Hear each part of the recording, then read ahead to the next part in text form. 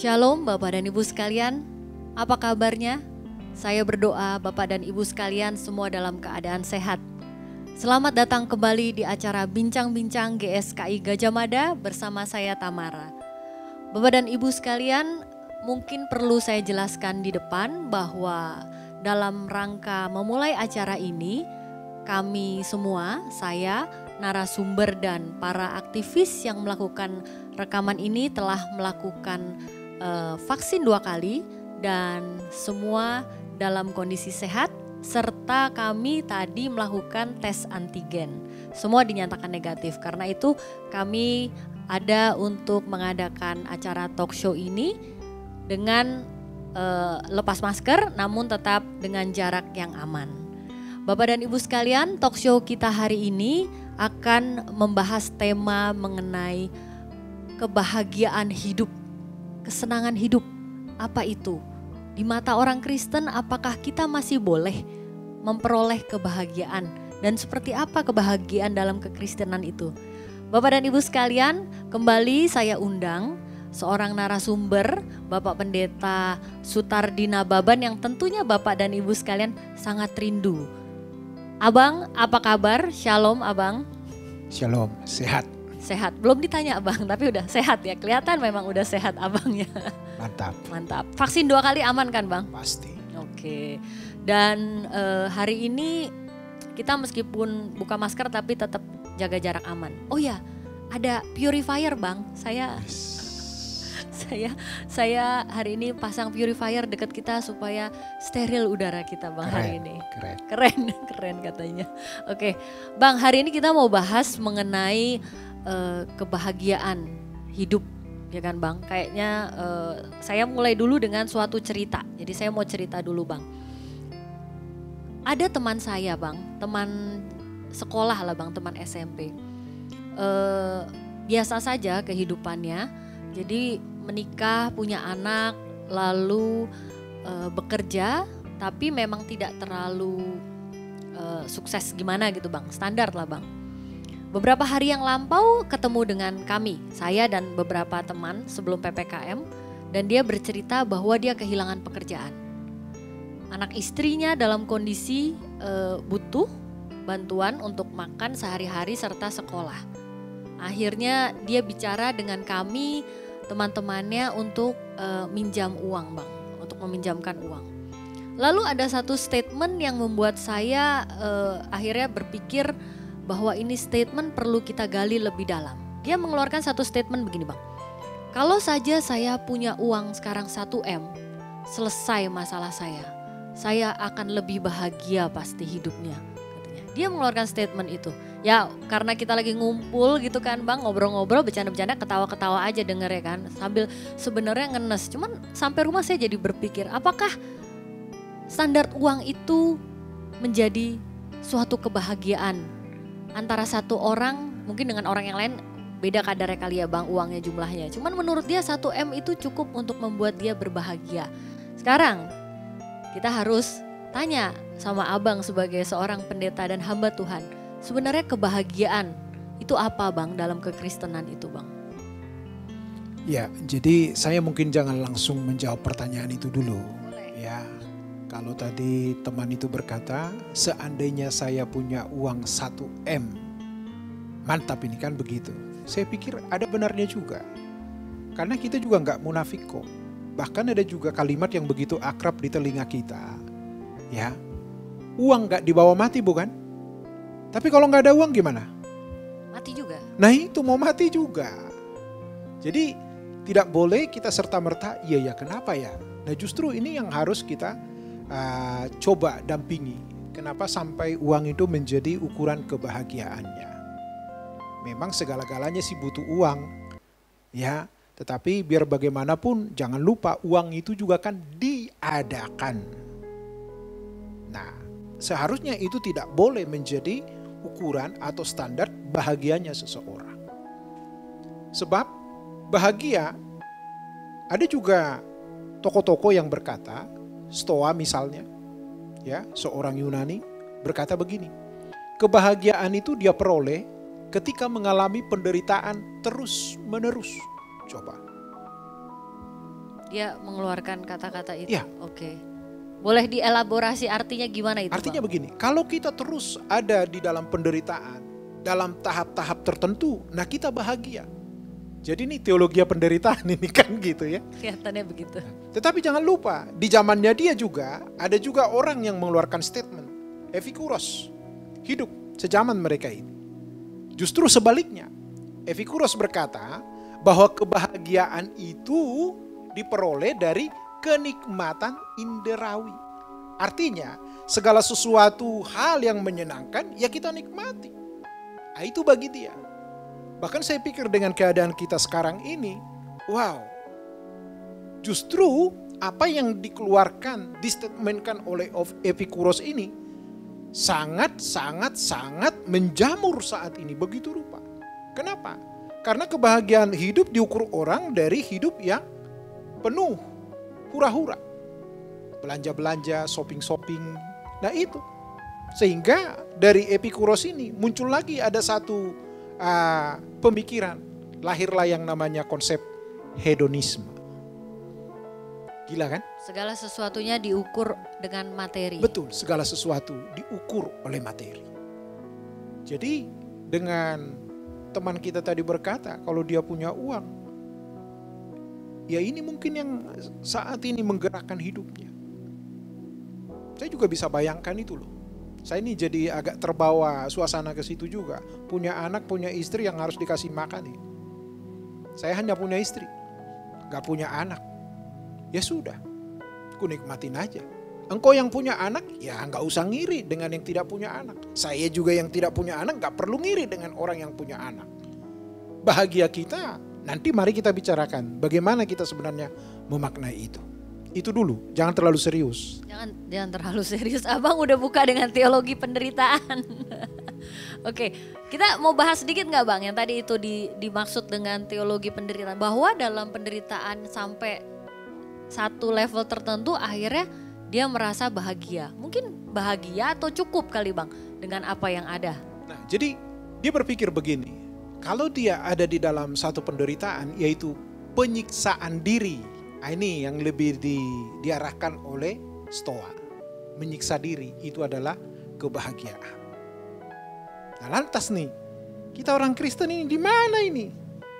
Justru ini adalah menjadi tugas kita. Sebab kebahagiaan yang saya pahami dalam kekristenan, kebahagiaan dan penderitaan itu adalah paradoks yang absolut, tapi ada dalam kehidupan. Sangat bertolak belakang tapi beriringan. Betul. Tapi itu pasti ada. Pasti ada. Gak mungkin ada orang dalam hidupnya bahagia terus atau menderita terus. Betul. Oke. Nah, saya lanjutkan. Kenapa tadi saya berkata kebahagiaan dan penderitaan itu adalah sebuah perbedaan yang sangat kontras, tapi ada. Ini relevan dengan apa yang diajarkan oleh Injil. Kita harus menyangkal diri, pikul salib, itu penderitaan. Tetapi karenanya ini yang perlu digarisbawahi, dibold, dikontraskan supaya orang memahami. Kenapa saya langsung arahkan ke sana? Karena hidup ini kan pasti berakhir, Tamara. Pasti berakhir. Nah, kalau umpamanya hidup ini hanya berakhir pada kematian, hanya di situ toh, ya udah hiduplah suka-suka. Tetapi ternyata kekristenan mengajarkan di balik kematian itu kan ada pertanggungjawaban nih. Jadi kita juga tidak boleh alergi dengan yang namanya penderitaan. Tapi jangan juga ya menyematkan kepada diri kita, bahagiaku ditentukan penderitaanku. Salah kau kan gitu. Jadi kalau melewati penderitaan baru bisa bahagia. Mungkin sebagian orang berpendapat begitu. Ya kan? Kalau kita dalam posisi lagi menderita nih Bang, nih kan lagi susah, banyak orang lagi susah Bang. Menderita sekali gitu. Setelah melewati ini dia pasti merasa saya pasti bahagia. Apakah itu yang dimaksud dengan Abang tadi bilang paradoks atau memang kita harus lewati karena nanti di balik kubur toh memang ada sesuatu kebahagiaan yang sejati yang mau kita dapatkan Bang. Oke, nah yang saya maksud di sini ya Bapak Ibu yang ada di rumah nih. Tidak mungkin kita menerima atau meraih sesuatu itu tanpa membayar. Nah masalahnya adalah yang kita bayar ini untuk apa nih? Demi kesenangan diri sendiri kah? Atau demi sesuatu yang kita pahami sesuai dengan yang diajarkan oleh Alkitab kah? Bahkan kalau kita kembali ke Alkitab, di Injil Matius, ucapan bahagia coba. Berbahagialah yang miskin di... Kayak mana ini? Orang yang namanya miskin ya pasti menderita lah. Tapi Alkitab berkata, berbahagialah orang yang miskin di hadapan Allah. Di kitab Mazmur, berbahagialah orang yang merenungkan Taurat itu siang dan malam. Nah, kalau kita menitikan kepada kebenaran Alkitab, nah penderitaan inilah yang harus betul dipahami dengan tepat. Nah, kalau kita menderita karena kesalahan kita, yaitu wajarlah, lumrahlah. Engkau menjadi miskin karena suka judi online misalnya, game online, ya terimalah itu. Nah, jadi penderitaan yang dimaksud di sini adalah ketika kita tahu ini benar. Kita tahu ini benar. Mengikut Tuhan itu harus pikul salib, sangkal diri. Artinya yang tadinya hidup suka-suka, ada kebenaran yang kita terima, ada yang mendominasi hidup kita, ini harus dijalani. Maka inilah penderitaan bagi daging kita, tapi menyelamatkan jiwa kita. Oke, boleh saya ngomong begini untuk Bapak dan Ibu juga. Kenapa kita bahas penderitaan dulu? Karena kalau kita tidak mengerti menderita, kita nggak akan tahu yang disebut bahagia itu apa. Betul ya Bang ya? Lalu tadi Abang juga bilang, kita tuh harus tahu bahwa penderitaan ini disebabkan oleh apa. Kalau memang karena kesalahan kita sendiri, kita harus terima. Sekarang saya mau tanya Bang, ada juga istri-istri yang langsung protes. Bapak pendeta, saya menderita sekarang tapi bukan salah saya. Itu suami saya Bapak pendeta yang suka main perempuan, duitnya habis ke sana. Sekarang anak istrinya yang harus menderita. Kalau itu bagaimana Bang? Nah, jangan lupa. Mereka pun menikah. Ya, sampai ada penderitaan yang dikeluhkan seperti itu. Jangan lupa, ada kesepakatan di awal. Mereka sepakat untuk membina rumah tangga. Nah, dalam konteks kekristenan, jangan lupa dong janji nikahnya. Menerima dalam suka dan duka. Termasukkah perzinahan suaminya? Yes. Gila ini. Memang betul. Memang betul. Okay. Jadi jangan berpikir begini. Wah, suami saya begini. Jangan jadikan kesalahannya itu menjadi pembenaran di posisi kita. Nanti kita akan bicara lebih dalam lagi. Bagaimana sebenarnya kebahagiaan hidup yang dimaksud oleh kebenaran Tuhan. Jadi kalau umpamanya tadi suami saya begini-begini Pak, terima itu. Bahkan nih kalau boleh saya katakan nih, waktu kau juga menikah gak libatkan kita kok. Nah sekarang begitu bermasalah libatkan kita, di mana cenglinya itu? Oke. Jadi mungkin itu menjawab bahwa memang semua penderitaan yang memang kita alami ini kita harus tahu. Kalau memang itu ternyata memang diizinkan Tuhan, itu gak mungkin tanpa ada sebab dan ada sesuatu yang Tuhan mau bicara.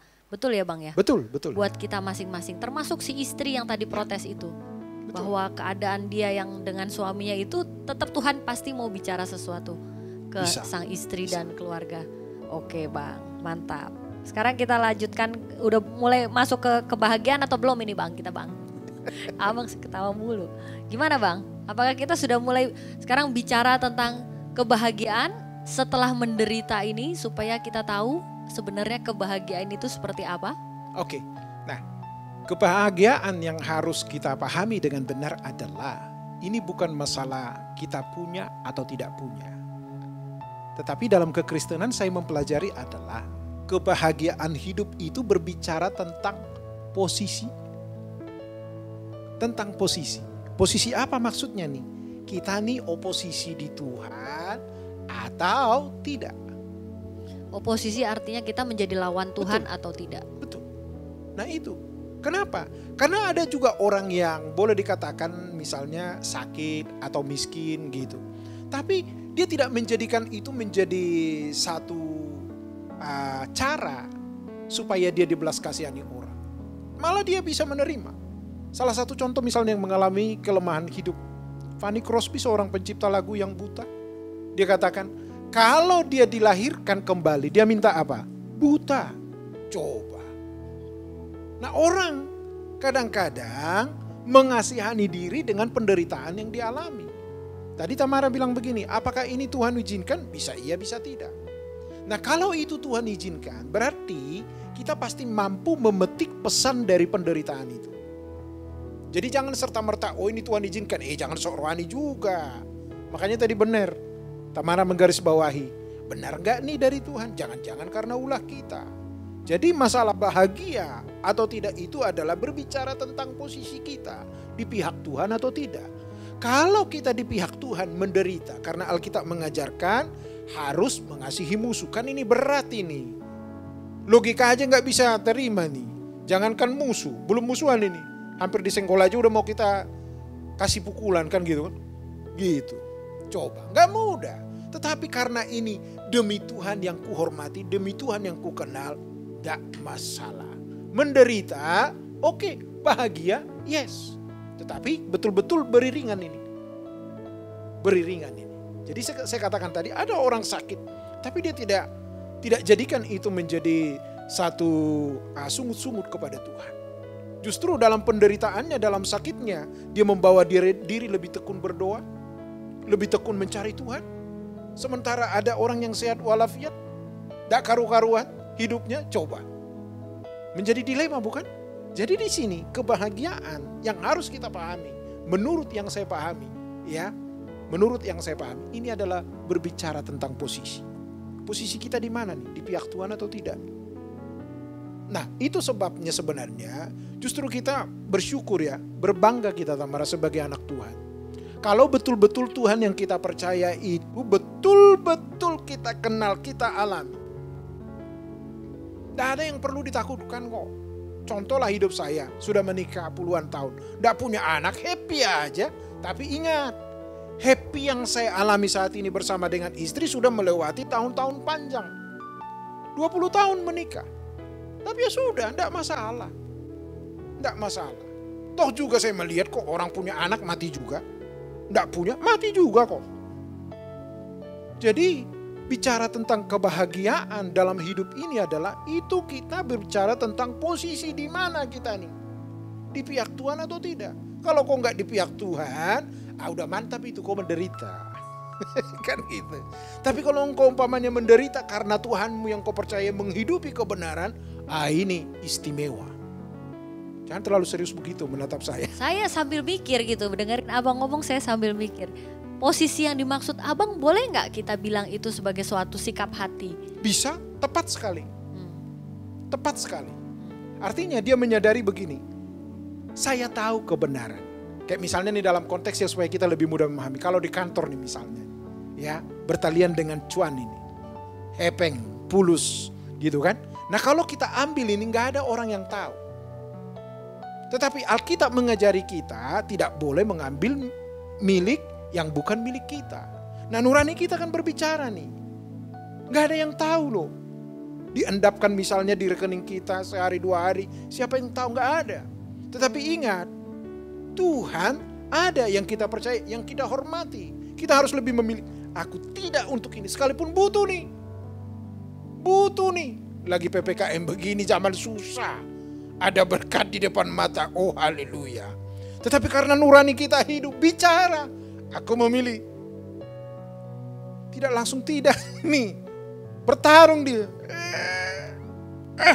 Baru berhasil.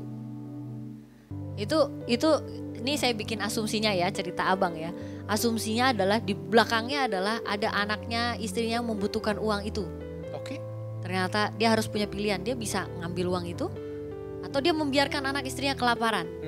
Sikap hati yang benar pada saat itu, yang tadi abang bilang, wah udah nggak mau ngambil. Tapi pada saat itulah, setelah itu dia mengalami sikap hati. Kalau saya boleh bilang konflik batin itu bang, antara dia sebenarnya bahagia karena dia menyenangkan hati Tuhan. Dia sedih juga tapi ngelihat anak istrinya begitu. Gimana tuh bang kalau dalam ini kondisi? Ini menjebak pendeta. Enggak. Nah sebenarnya tadi kan saya udah katakan di awal. Jangan jadikan keadaanmu menjadi pembenaran atas tindakanmu. Saya ulangi ya.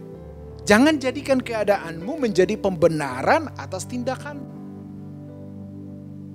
Tuhan itu lebih dari apa yang kita pikirkan.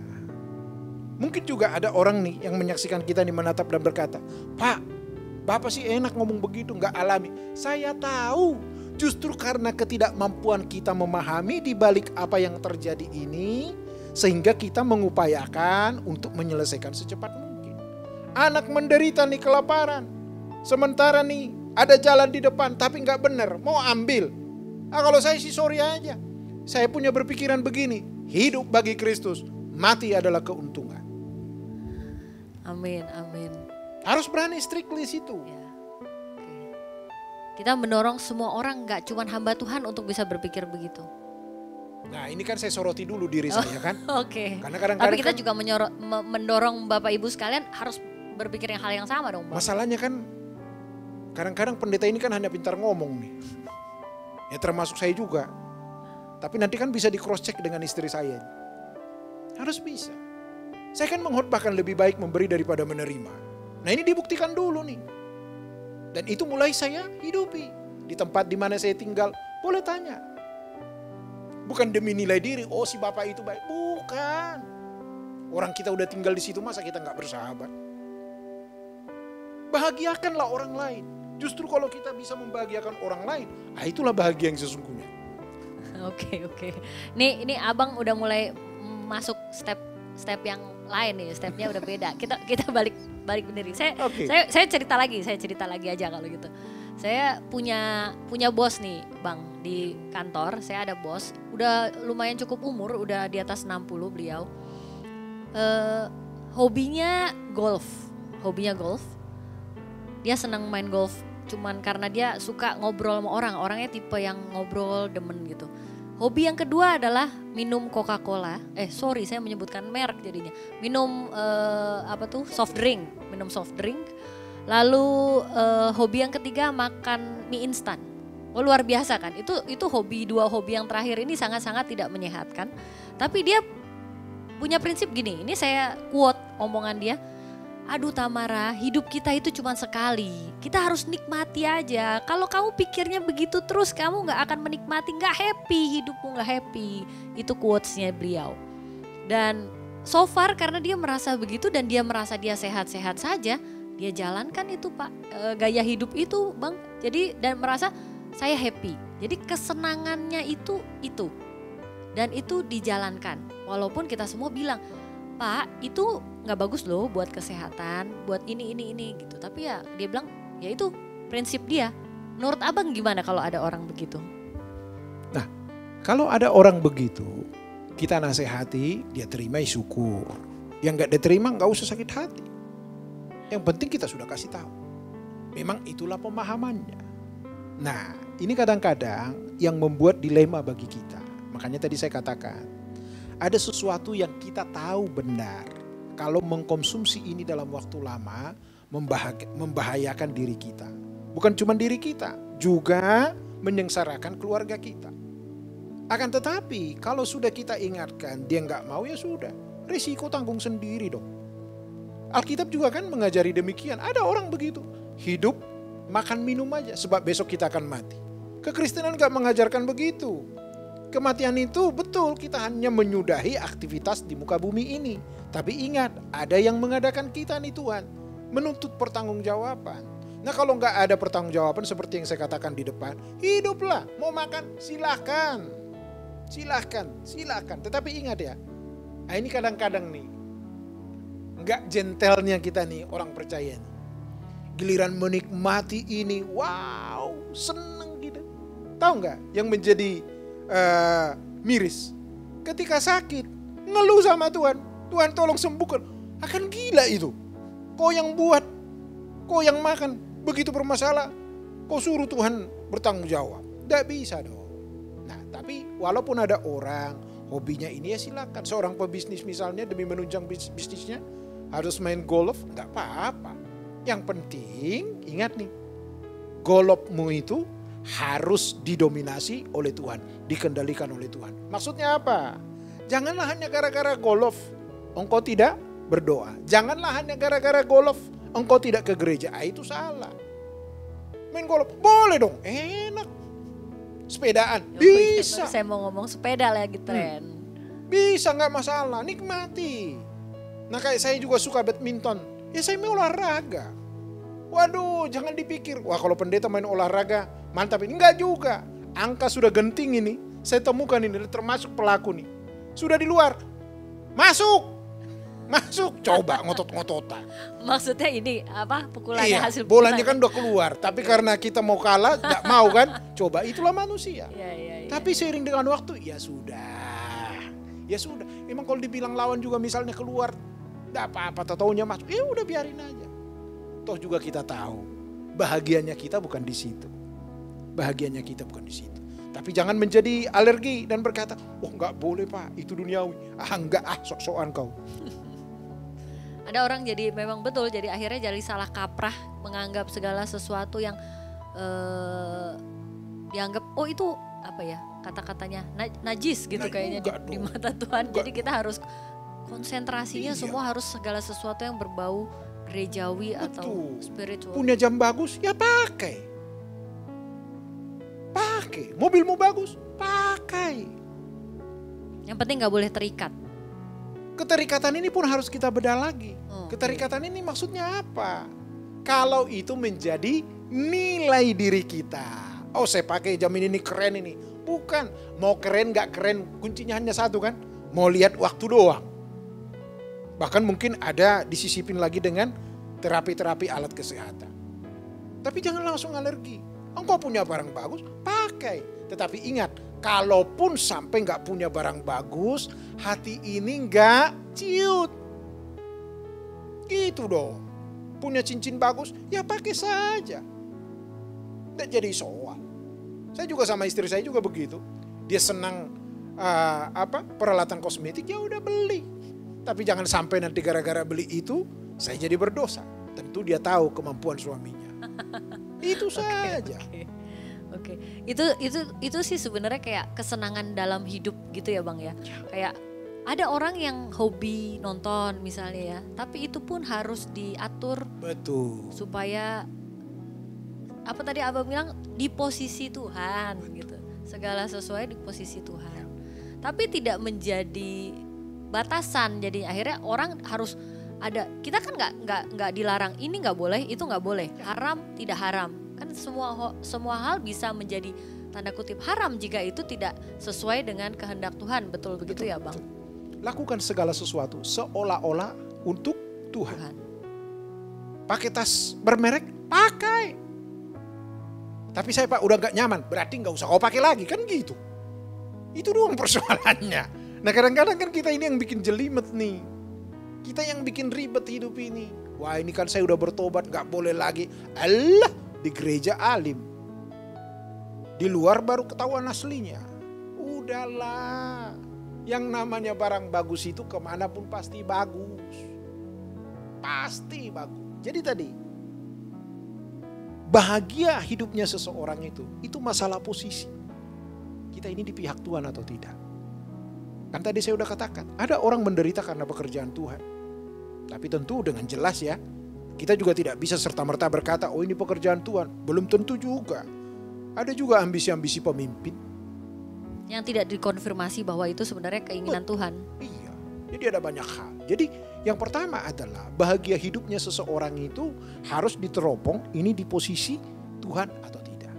Yang kedua, bahagia hidupnya seseorang itu adalah mengaktualisasikan imannya. Lebih jelimet ya? Iya. Gimana tuh Bang? Gimana maksudnya? Bahagianya kita itu adalah membuktikan iman kita.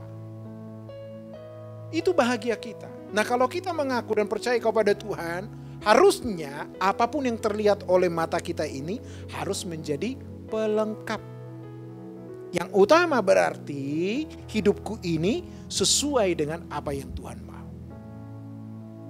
Kan Alkitab katakan kok, asal ada makan minum cukup. Nah kalau ada tambahannya gimana? Ya puji Tuhan. Kalau nggak ada, ya nggak usah juga. Jadi ketika kita menyadari bahagia hidupku ini adalah mengaktualisasikan imanku. Wah, makanya kita tidak boleh lagi sembarangan. Nah kalau hidupku ini, perkataanku ini, tindakanku ini, gayaku ini menjadi batu sandungan bagi orang, harus saya kikis, harus saya potong. Nah barulah ini namanya menderita yang benar. Itu kayak ngomong begini, yang tadi abang sempat ngomong sedikit mengenai kebahagiaan, menjadi kebahagiaan kita itu jika membahagiakan orang lain juga. Itu akan menjadi bertolak belakang jika kebahagiaan kita dibangun dari penderitaan orang lain. Itu kayak opposite banget.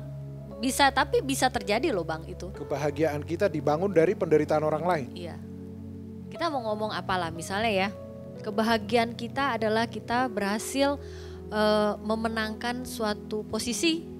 Ya kan? Ini rebutan posisi nih ceritanya. Mendapatkan satu posisi yang dibangun dari hasil kerja keras orang lain yang seharusnya mungkin tidak layak diterima oleh kita. Itu kan satu contoh jenis penderitaan orang lain yang tapi impact bahagianya ke kita. Itu kalau posisinya kayak gitu gimana tuh Bang? Nah, jadi gini, bahagia itu tidak berdiri sendiri. Ada yang menopang. Nah kalau misalnya dalam jabatan tertentu itu adalah kerja keras dari orang yang di belakang kita, ya harus tahu balas budi dong. Nah inilah kadang-kadang kacang lupa kulit nih. Mentang-mentang udah duduk di singgasana, ongkang-ongkang kaki, dia lupa ada orang yang berkorban untuk dia. Tapi kalaupun sampai itu tidak berbalas, saya ulangi, kalau sampai itu tidak berbalas, ingat, jangan menuntut. Jangan menuntut. Artinya kita udah tahu, oh ya udah kelasmu rupanya segitu doang. Ya sudah. Kayak saya juga pernah mengecewakan orang. Ya sudah, saya berusaha untuk tidak mengulangi. Saya pun dikecewakan orang. Minjam uang gak dibalikin. Ya sudah, berat memang, berat loh dalam kondisi begini. Tapi ya sudah. Kita tahu kok apa yang kita lepas. Kita tahu kok apa yang hilang. Tetapi yang bakal datang kita tidak pernah tahu. Kalau itu kita teropong dari pemahaman kacamata Tuhan, wow pasti indah. Oke. Pasti indah. Mantap. Sekarang abang boleh ceritain sedikit tentang tadi yang bahasa abang bahwa membahagiakan orang lain itu juga menjadi salah satu sumber kebahagiaan kita. Gimana itu ceritanya? Jadi gini, membahagiakan orang dalam arti di sini adalah bukan demi sesuatu yang kita dapat loh. Tapi kita tahu kalau kita lakukan ini sangat berarti bagi orang itu. Nah misalnya, ada orang misalnya yang kita beri sesuatu dan orang itu tidak mampu membalasnya. Wow, itu sesuatu banget. Nah ada orang take and give. Dia beri supaya dia dapat, itu mancing itu. Nah itu sebabnya, makanya Tuhan bilang begini, kalau engkau hormati orang yang baik kepadamu, apa gunanya? Apa gunanya? Jadi ketika kita lihat seperti ini ya, wah luar biasa. Kekristenan itu mengajarkan Alkitab yang kita miliki itu. Jadi tadi kebahagiaanku membahagiakan orang lain. Nah kalau misalnya sampai hidupku ini bisa membahagiakan orang lain, tentu dalam berbuat sesuatu, ya kenapa tidak? Tapi lihat kemampuan. Supaya saya bahagia nih, kata Sutardi nih. Enggak begitu. Lihat dong kemampuanmu. Di khotbah saya sering berkata begini, istri-istri jangan diam-diam kau membantu keluargamu. Suami-suami juga. Harus ada keterbukaan. Betul dia susah, ada bentuk kepedulian. Tapi ingat, harus dibicarakan. Supaya apa yang kita beri, apa yang kita buat ini berfaedah yang baik. Berfaedah yang baik. Di gereja juga sama. Di gereja juga sama. Jangan mentang-mentang karena ini, ini pelayanan Tuhan. Tidak boleh. Semua harus terkalkulasi dengan benar. Karena justru gereja ini kan menjadi contoh nih. Wah gak apa-apa lah masa hitung-hitungan buat pelayanan. Jangan begitu dong. Justru di pelayanan itu semua harus rapi. Harus rapi. Karena dengan kerapian itu kita menunjukkan betul-betul kita bertanggung jawab. Nah kalau kita sudah bisa bertanggung jawab dengan apa yang kita kerjakan, senang hidup kita, bahagia hidup kita. Jadi kebahagiaan itu jangan selalu diukur dari apa yang kita punya. Ada orang memang dipercayakan banyak, ya sudah bersyukurlah dengan banyak itu. Tapi jangan karena banyak engkau berdosa. Juga yang dipercayakan tidak banyak, bersyukur. Jangan berdosa karena ukuran yang tidak banyak itu. Karena kita harus menyadari ini. Segala sesuatu bagaimanapun bahagianya di dunia ini terbatas kok. Tadi kan sempat saya bilang sama Tamara, ada orang bahagia ketika bisa beli kapal pesiar. Tapi ada juga orang hanya mampunya beli kapal-kapalan, dia senangnya setengah mati coba. Iya. Oke. Senangnya setengah mati. Jadi sekarang apalagi menyikapi keadaan yang sulit seperti ini, ya sudah. Justru karena hati kita dicerahi oleh kebenaran firman Tuhan, kita memilah-milah nih. Ini kebutuhanku bukan ini. Jangan-jangan ini keinginan mataku nih. Jangan-jangan ini hanya demi memuaskan hasratku nih. Apalagi dalam kondisi sekarang. Hidup susah, ekonomi lagi kredit begini. Ya bijaklah. Oke memang betul. TV kita misalnya udah lama gak diganti, udah buram. Tapi masih nyala, pakai aja dulu. Sampai kapan Pak? Ya sampai mati gak bisa kau nonton lagi. Jangan dipaksakan. Kayak tadi misalnya harus ada ini. Tidak ada yang harus dalam hidup ini. Hanya satu. Benar hidupnya. Itu keharusan. Yang lain yang lain boleh iya, boleh tidak. Tidak ada yang harus. Tetapi dalam konteks kekristenan, dalam menggapai kebahagiaan hidup, nikmati apa yang menjadi bagian kita. Engkau suka menonton, menontonlah. Jangan sampai gara-gara nonton engkau gak masak nasi. Engkau seorang olahragawan, olahraga dengan benar. Tetapi jangan itu menelantarkan tanggung jawab. Engkau seorang hamba Tuhan yang benarlah. Jangan pelayananmu menelantarkan tanggung jawab. Maka kebahagiaan hidup itu sederhana. Memposisikan diri kita di pihak Tuhan atau tidak. Yang kedua adalah bahagia kita itu merupakan aktualisasi iman kita. Kalau iman kita benar, kita hidupi dengan benar, maka keluarnya pun pasti benar. Bahkan ada lagi yang lebih ekstrim nih Tamara. Alkitab berkata, berbahagialah orang yang meninggal di dalam Tuhan. Nah, coba tuh gimana tuh? Udah mati disuruh bahagia, coba gimana? Kan bukan hanya hidup kita, kan tadi abang udah bilang gak berhenti sampai di kematian soalnya. Nah, jadi berbahagianya hidup seseorang di kala mati ketika hidupnya benar. Ya, jadi gak jadi soal bapak ibu keluarganya mati karena COVID, gak masalah. Toh juga ada COVID, gak ada COVID, mati juga kita. Masalah waktu aja. Ya, yang penting melalui acara ini juga saya menghimbau ya jemaat kita sekalian tetap bertanggung jawab. Prokes jalankan itu. Itu juga adalah merupakan kebahagiaan. Oke. Itu juga kebahagiaan tuh. Gak nyaman memang, betul. Tapi demi nasibmu dan nasibku, yo. Oke, pertanyaan terakhir Bang. Pertanyaan terakhir. Sebelum kita tutup, Abang tadi bilang mengenai posisi dalam Tuhan, mengenai aktualisasi diri. Sekarang bagaimana caranya untuk mendapatkan posisi yang benar? Karena kadang-kadang ada beberapa bapak dan ibu sekalian mungkin yang masih awam, lalu saya harus berbuat apa supaya saya tahu saya berada di posisi Tuhan atau enggak sekarang? Gimana itu Bang? Simpel mengukurnya. Pertama, yang kau lakukan ini menabrak norma umum tidak? Simpel mengukurnya. Menabrak norma umum kan? Kalau menabrak gak usah lanjut. Yang kedua, dengan apa yang kau perbuat itu Tuhan senang gak? Ukurannya Tuhan senang itu bagaimana? Kita ini damai gak? Tenang gak mengerjakannya? Simpel sekali. Gak ribet. Jadi hanya segitu Pak Pendeta. Iya, 2 hal itu aja. Norma umum ditabrak gak? Kalau itu udah ditabrak, ya udah jangan lanjutkan. Oh gak ditabrak nih Pak, gak ditabrak nih.